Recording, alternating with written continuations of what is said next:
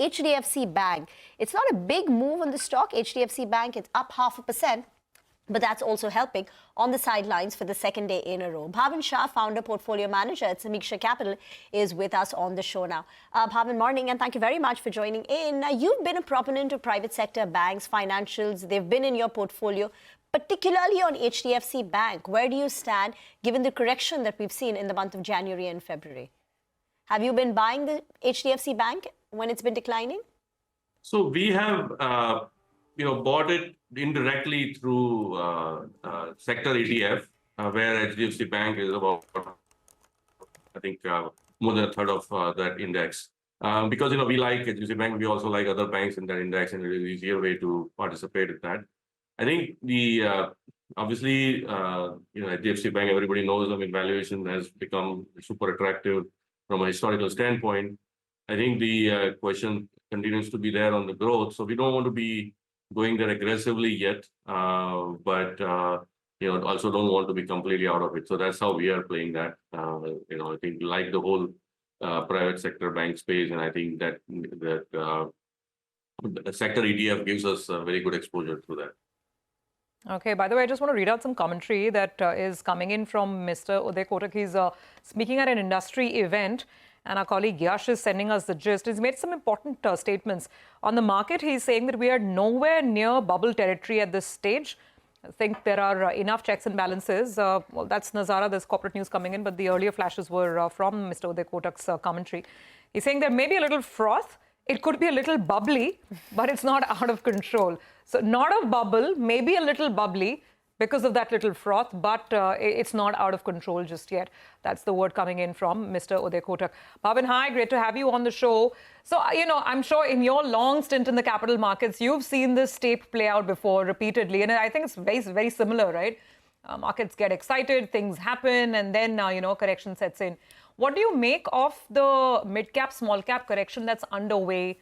All the buzz around SME IPOs with the regulator now watching. And how long perhaps before all of it settles? Just from a standpoint, market standpoint, there's been this long chatter about going back to the large cap stocks, the large cap trade. Do you think it's time that will start? What are we looking at here?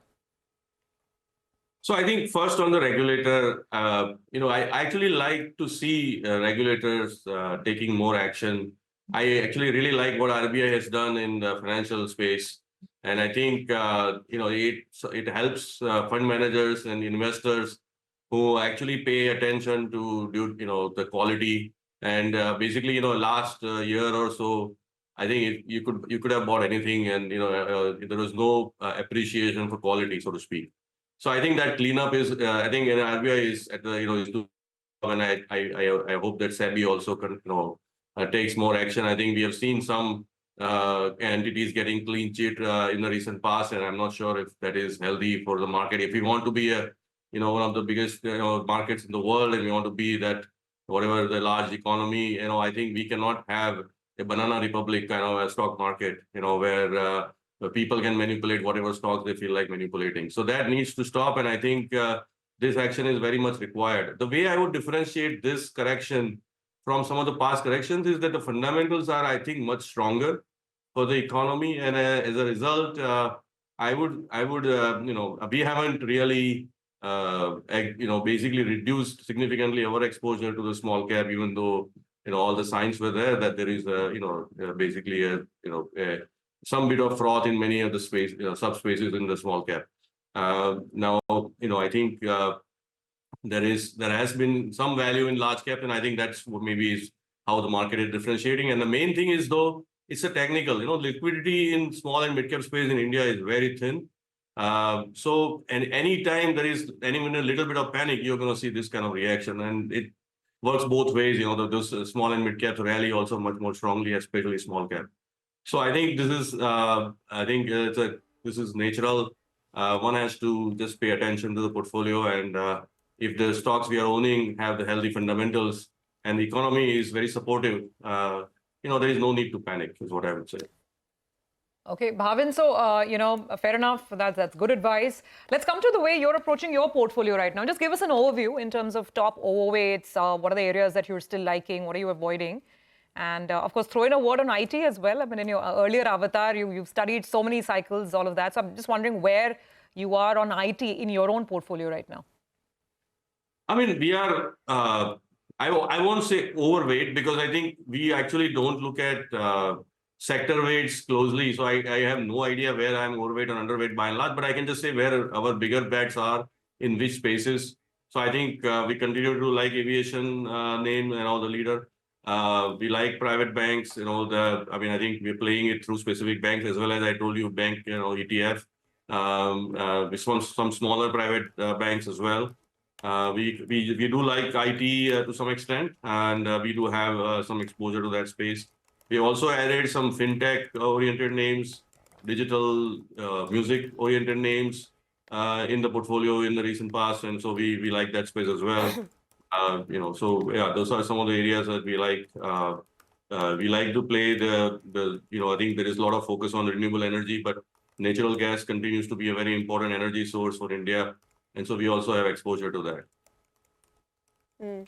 What about ITC? Do you get the sense that ITC may have just bottomed out now that the supply overhang is behind us? CLSA today upgraded the stock to a buy. Their target price is at 468. You've got Morgan Stanley, maintaining their bullish stance, overweight, target price 491. HSBC has upgraded it with a target price of 480. Do you see ITC getting back to 500? And is this an attractive level to enter ITC now? So I have, haven't looked at it closely recently, but I do think that we don't own it because of the fact that it's a cigarette. They sell cigarettes, and we avoid companies that directly harm humans. But yes, I think from a growth perspective and the way they are positioned, it's probably a good bet to have is what I would say. Are you concerned that this regulatory action that we've seen, whether it's on cracking down on the SME IPO, the funding mechanism, some of the dubious operators, is this something which is going to go on and could hurt the market, particularly, the small and the mid-cap space? Are you a bit worried about continued action on this front?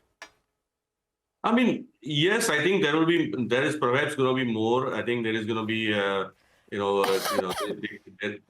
this is just started. So I think it is very possible that it can, the market can overshoot on the negative side. So it is very possible.